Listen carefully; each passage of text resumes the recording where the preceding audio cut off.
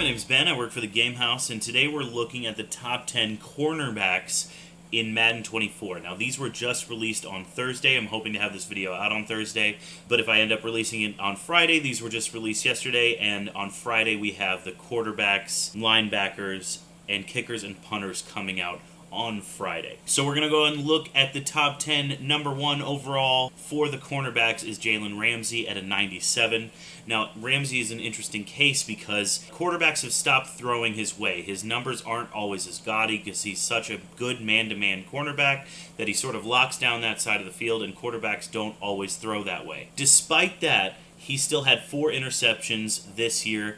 He had 4 interceptions last year, so that ties. 2 forced fumbles versus 1 last year. No touchdowns this year. He's actually only had 1 touchdown in his entire career, and that was during his rookie season. He had 2 sacks, which, for a corner isn't really that significant of a number, and then 88 combined tackles. He did play in all 17 games. He made the Pro Bowl for the 6th season in a row. He didn't make All-Pro First Team this year. The Rams were notoriously bad, so I'm not sure they looked his way for the First Team All-Pro nomination, but he has made it 3 times before. He does still deserve to be the number 1 cornerback overall because quarterbacks are so afraid to throw to his side. Second, we have Jair Alexander, who's listed at a 95. That's huge. He is a great cornerback, but as a Packers fan, I know this personally, he is not always utilized very well by Joe Barry, who isn't really good at scheming him. When he was allowed to shadow Justin Jefferson, he had his worst game of the year by far. Alexander is the definition of a lockdown corner. He wants your best receiver, and he wants to shut him down. He played in all but 1 game last season. 14 passes defended. That's absolutely huge. 5 interceptions, that's more than Ramsey. 56 combined tackles. He did make All-Pro Second Team and the Pro Bowl for the 2nd time each. He's just an absolutely insane corner for the Packers. Now, if only Joe Barry could let him do his thing and work a little bit better, his numbers will go up. Patrick Surtain is listed at 94. Marlon Humphrey, who's pretty often injured, is listed as a 93. But I'm more interested in Sauce Gardner, who was a rookie last year, won Defensive Rookie of the Year in 2022. So during his only season, as I said, won Defensive Rookie of the Year, finished 8th in Defensive Player of the Year voting, made First Team All-Pro and the Pro Bowl. He had 20 defended passes that led the league. No forced fumbles. He still did have 2 picks, and he had 75 tackles, 51 of them solo. Now, that's absolutely huge for a defense that was good, but wasn't all the way there yet because of their young talent.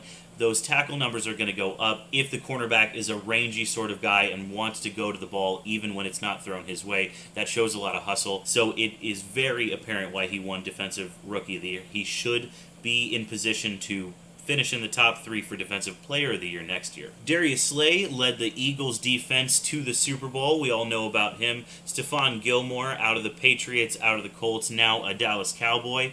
The Cowboys defense has really been the strength of that team as of late, and he only adds to it, so watch out for that Dallas Cowboys defense. Maybe stop paying so much attention to their offense. I know that's what Jerry Jones wants you to focus on, but that defense is really good.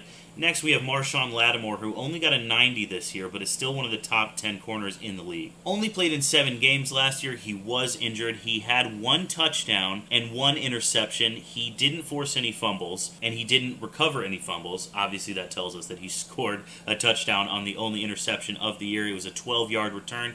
He defended 4 passes, 29 tackles. Didn't make his 5th Pro Bowl this year, but again, that's because he was injured. A lot of his former resume is doing the heavy lifting here, but he sort of earned the benefit of the doubt. Tre'Davious White is up next, also at a 90. He only played in 6 games last year, had 1 pick, 20 tackles.